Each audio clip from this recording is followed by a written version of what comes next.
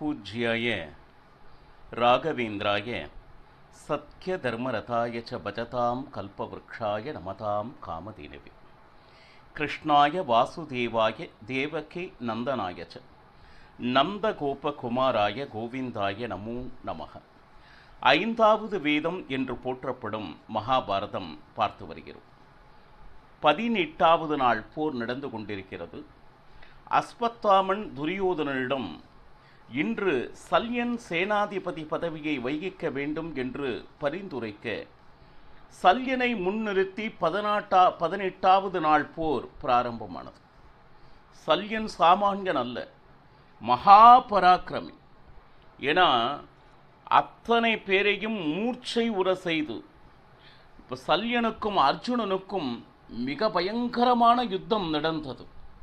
இன்னும் சொல்லப்போனால் சல்யன் விடும் பாணங்களால் அந்த பாணமே அர்ஜுனனை மூழ்கடித்தது. உடனே மீண்டும் அர்ஜுனன் எழுந்து சல்யனை மூழ்கடிக்க ஒருவருக்கு ஒருவர் சளைத்தவர் அல்ல அப்படின்னு சொல்லிட்டு அப்போ சல்யன் பார்த்தான், ஒரு அற்புதமான திவ்யாஸ்திரத்தை எடுத்து அர்ஜுனன் மேல் பிரயோகம் பண்ணான். அது என்ன ஆச்சுன்னா, ஹிருதய பாகத்தில் ஓங்கி வந்து அடித்ததில் மூர்ச்சையுற்று கீழ் விழுந்தான் அர்ஜுனன். அப்படின்னா கொஞ்சம் நினைச்சு பாருங்க சல்யனுடைய பராக்கிரமம். அந்த விஷயத்திலிருந்து அவனால் அவ்வளவு லேசில் எழுந்திருக்கவே முடியவில்லை. பிறகு சுதாரித்து கொண்டு மறுபடியும் போர் தொடங்க, மீண்டும் மற்றொரு முறை சக்தி ஆயுதத்தால் அடிக்க, இப்போ அர்ஜுனன் மீண்டும் சுருண்டு விழுந்ததாக மகாபாரதம் வர்ணிக்கிறது. சல்யனுடைய பராக்கிரமம் அவ்வளவு என்ன சொல்லுது, சிறப்பாக பேசப்படுகிறது.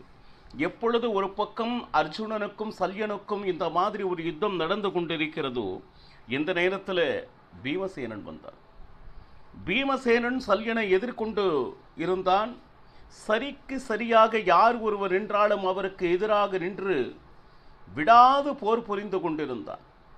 பீமசேனனால் நிறைய காயப்பட்டான் சல்யன். ஆனால் தர்மராஜன் பார்த்தான்,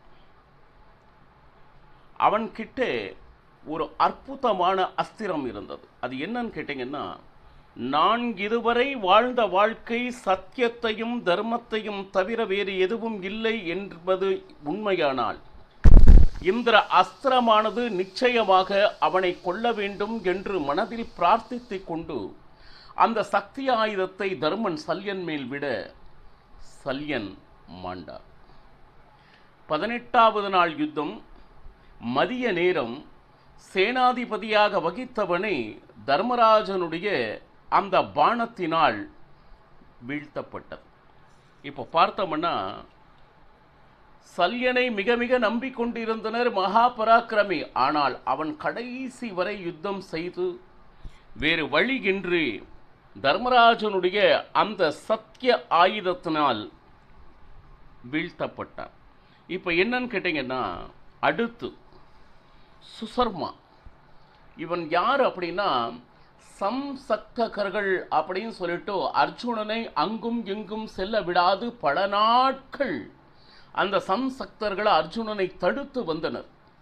வேறு எங்கும் அவனுடைய சிந்தை சிதறாமல் இருப்பதற்காக அர்ஜுனனையே குறிவைத்து, இப்போ என்னன்னா, அந்த சம்சக்தகர்களுடைய ராஜன், அவன் பெயர் சுசர்மன். இவங்களுக்கும் அர்ஜுனனுக்கும் இப்பொழுது யுத்தம் நடந்தது. பாருங்க, அர்ஜுனனுடைய தன்னுடைய பராக்கிரமத்தை காண்பித்தான். பலவிதமான பானங்களை இருவரையும் ஒருவருக்கு ஒருவர் மாறி மாறி விட்டு கடைசியில் அர்ஜுனன் விட்ட பானத்தினால் சுசர்மனும் மாண்டார். அடுத்து பீமசேனன் ஒரு பக்கம் கௌரவர்களுடைய சைன்யத்தை துண்டு துண்டாக்குகிறான் அப்படின்னு மகாபாரதம் வர்ணிக்கிறது.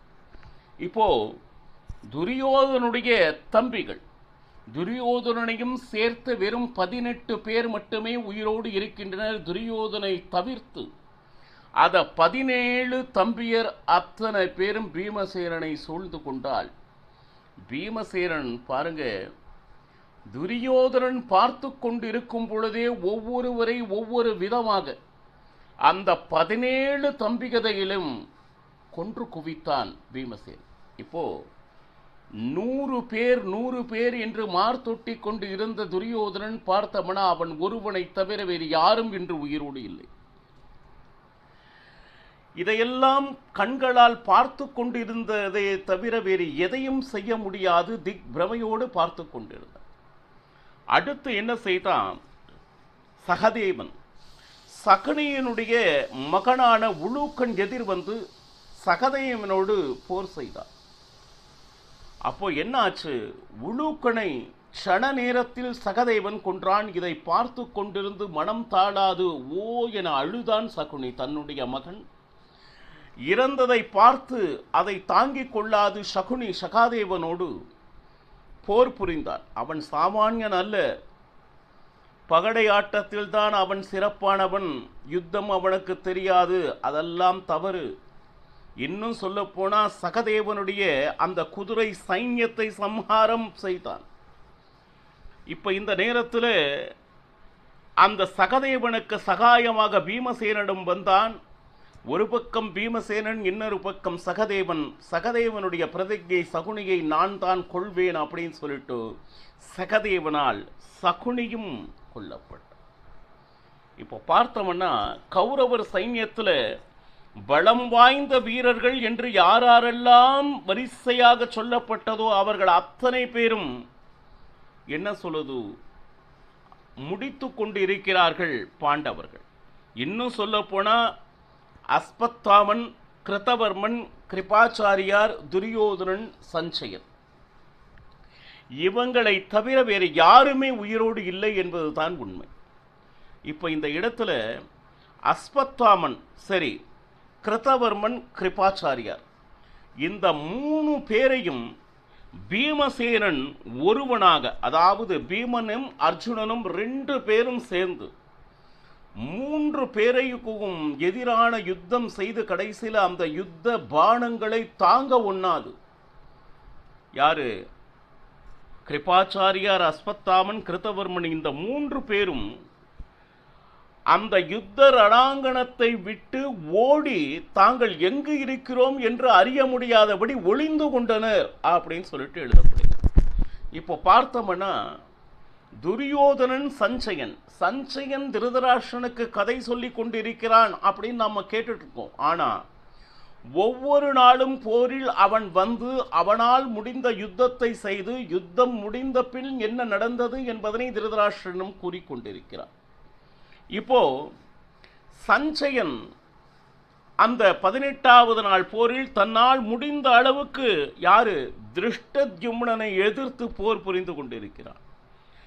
ஆனா திருஷ்டத்யும்னாலேயே பலத்த அடி வாங்கி கொண்டிருந்தான் சஞ்சயன். போரும் போதாதுக்கு சாத்தகியும் உடன் வந்தான். நேர சஞ்சயனை நேர கொண்டு சென்றார்கள், சிறை பிடித்தார்கள். ஒரு பக்கம் திருஷ்டத்யும்னன், இன்னொரு பக்கம் சாத்தகி. இவா 2 பேர் மத்தியில சஞ்சயன். என்ன செய்யலாம் இவனை அப்படின்னா, கொல்வதை தவிர வேறு வழி இல்லை என்று ஒரு கத்தியை எடுத்தனர். உடனே அந்த இடத்தில் வேதவியாசர் எழுந்தருளினார்.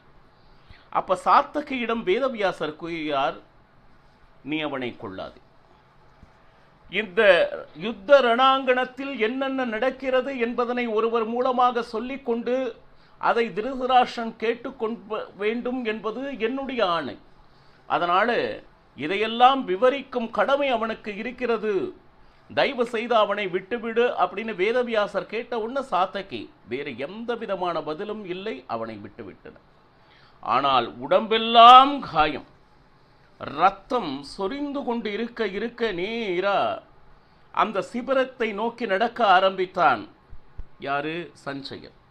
இப்போ அடுத்து என்ன செய்யலாம்னு பார்த்தா துரியோதனன் ஒருவன் மட்டுமே மீதம் இருக்கிறான். ஏன்னா சஞ்சயனும் அடிபட்டு சென்று விட்டான். அஸ்வத்தாமன், கிருபாச்சாரியார், கிருதவர்மனோ பீமார்ஜுனுடைய பானமழைக்கு அஞ்சி ஓடி ஒளிந்து கொண்டிருந்தனர். இந்த நேரத்தில் பாருங்க, துரியோதனன் ஒருவனாக இருந்து தன் கண்ணில் யாரெல்லாம் தென்படுகிறார்களோ அவர்களை எல்லாம் பாருங்க ஒருவனாக இருந்து தர்மராஜன் அவனை எதிர்த்து அவனை மூர்ச்சையாக்கினான். நகுல சகாதேவன் அவனை எதிர்த்து மூர்ச்சையாக்கினான். யாரெல்லாம் அவனை எதிர்த்து வருகிறார்களோ, ஏன் அர்ஜுனனுக்கு எதிராக துரியோதனன் போர் செய்து அர்ஜுனனையே மூச்சையாக்கினான். சார், என்ன சார் இவ்வளவு பெரிய பராக்கிரமசாலியா இருக்கக்கூடிய அர்ஜுனன் மூர்ச்சையானான்னா கிருஷ்ணன் இதை வேடிக்கை பார்த்து கொண்டிருக்கிறார். அர்ஜுனனுடைய பராக்கிரமம் எந்த நேரத்தில் வெளிப்பட வேண்டும் என்பது கிருஷ்ணன் கையில் இருக்கிறது. அவன் வெறுமனே வில்லை விடுபவன். அதனால் காயம் உற்று இறப்பதோ அல்லது பிழைத்து கொள்வதோ கிருஷ்ணன் கையில் இருக்கிறது. இப்போ அர்ஜுனன், தர்மன், நகுல சகாதேவன் இத்தனை பேரையும் மூர்ச்சை செய்தான் துரியோதனன் ஒருவனாக இருந்து. அடுத்து பீமசேனனை எதிர்கொண்டான் துரியோதனன். எப்பொழுது ரதத்தில் வந்தானோ அந்த ரதத்தை தூள் தூளாக்கினான் பீமசேனன். அப்ப ரதம் இழந்தான். உடனே துரியோதனன் குடுகுடு என்று ஓடி சென்று யானையின் மேல் வர ஆரம்பித்தான். நெடுநேர யுத்தம். யாருக்கு? துரியோதனனுக்கும் பீமசேனனுக்கும். யானையும் கொன்று குவித்தான். ஓடினான் துரியோதனன். குதிரை ஏறி வந்தான். இப்ப பார்த்தோம்னா ஒரு பக்கம் ரதத்தை முடித்தான், யானையை கொன்றான், குதிரையில் வந்தான், அந்த குதிரையும் முடித்தான். உடம்பெல்லாம் ரணகாயப்படுத்தி விட்டான் பீமசேனன். இதற்கு மேல் இருந்தால் நிச்சயமாக உயிர் பிழைக்க முடியாது என்பதனை அறிந்தான் துரியோதனன். இப்ப அடுத்து என்ன செய்யணும் அப்படின்னா, யாரும் அறியாதபடி கடகட என்று ஓடி சென்றான் துரியோதனன். எங்கு சென்றான் அப்படின்னா, துவைபாயன சரோவரம் அப்படின்னு சொல்லிட்டு ஒன்று அங்கே இருக்கு. அங்கு ஏன் சென்றான் அப்படின்னு சொன்னா மகாபாரதத்தில் இதை சொல்லப்படவில்லை பக்தர்களே. ஏன்னா துரியோதனன் அகஸ்திய முனிகளிடம் இருந்து பலவிதமான ஒரு மந்திர சித்தியை பெற்றிருந்தார். 7 நாட்கள் அந்த மந்திரத்தை அந்த சரோவரத்தில் அமர்ந்து கொண்டு உச்சாடனம் செய்து வந்தால் இதுவரை யார் யாரெல்லாம் இறந்தார்களோ அத்தனை பேரும் உயிர் பெறுவர். இந்த நேரத்தில் யாருக்கும் தெரியாமல் துவைபாயன சரோவரத்தை உடம்பெல்லாம் காயத்தோடு துரியோதனன் இருப்பதை அந்த வழியாக வந்த அந்த சஞ்சயன் கண்டு கொண்டான். அவனை பார்த்தவுடனே துரியோதனன், நீயாவது பிழைத்தாயா? ஏன்னா இவங்க 3 பேரும் மறைந்திருந்தது துரியோதனனுக்கு இன்னும் தெரியவில்லை. அப்போ நீ போய் என்னுடைய தந்தையிடம் போய் செல், துரியோதனன் நிச்சயமாக சாக மாட்டான். இவ்வளவு அடி வாங்கிய பின்னாலும் நான் நிச்சயமாக சாக மாட்டேன் என்று நினைத்தவன் துரியோதனன். சரி, ஏன் இந்த இடத்தில் பிரவேசம் அப்படின்னா பாருங்க, எப்படியாவது அந்த 7 நாட்கள் அந்த மந்திரத்தை, அதாவது நீருக்குள் இருந்து ஜல ஸ்தம்பன வித்தை, நீருக்குள் மூழ்கிக் கொண்டிருந்தே மந்திரத்தை உச்சாடனம் செய்யக்கூடிய அந்த சக்தி தனை, இப்படியெல்லாம் கூட ஒரு வித்தை அந்த காலத்தில் இருந்தது. ஆனால் அதையெல்லாம் நாம் இழந்திருக்கிறோம். எந்த ரிஷி முனிகளிடம் நாம் கற்று இன்றும் நாம் கையில் வைத்திருக்க வேண்டுமோ அது அத்தனையும் இழந்தபடி போகின்ற வாழ்க்கையே இப்பொழுது நாம் அனுபவித்து கொண்டு இருப்பது. இப்போ பார்த்தீங்கன்னா, நேரா நீ போய் என்று திருதராஷ்டிரிடம் கூறு என்று சாத்தகியை சஞ்சயனை அனுப்பி வைத்தான் துரியோதனன். இந்த நேரத்தில் 3 பேர் மறைந்திருந்தார்கள் இல்லையா? கிருதவர்மன், கிருபாச்சாரியார், அஸ்வத்தாமன் நேராக சஞ்சயனை பார்த்தார்கள் அந்த சிபிரத்திற்கு போகிறதுக்கு முன்னாடி. அப்போ சஞ்சயன் கூறுகிறான், அனைவரையும் நாம் இழந்து விட்டோம் அஸ்வத்தாமன். இப்ப நாம் 5 மட்டும் உயிரோடு இருக்கிறோம். அப்படின்னா துரியோதனன் இன்னும் இருக்கிறானா? அப்போ ஆர்வமாக கேட்டார்கள், துரியோதனன் எங்கு இருக்கிறான் அப்படின்னு சொல்லிட்டு. துரியோதனன் இந்த மாதிரி துவைபாயன சரோவரத்தில் நான் அவனை பார்த்தேன் அப்படின்னு சொன்ன உடனே இவா 3 பேரும் அந்த துவைபாயன சரோவரத்திற்கு வருகிறார்கள். வந்தால் நீர்நிலையின் உள்ளே மந்திரங்களை ஜபித்துக் கொண்டிருக்கிறான் துரியோதனன். அப்போ அஸ்வத்தாமன் துரியோதனனை கூப்பிடுகிறான். இன்னும் போர் முடியவில்லை துரியோதனா, நாங்கள் இன்னும் உயிரோடு தான் இருக்கிறோம். நீங்கள் அதை பற்றி கவலையே பட வேண்டாம். நிறைய நாசமானாலும் இன்னும் நம்மிடம் சக்தி இருக்கிறது, நாம் வெல்வது உறுதி. இந்த ஒரு நம்பிக்கையை துரியோதனனுக்கு அஸ்வத்தாமன் கொடுத்து கொண்டிருக்கிறார்.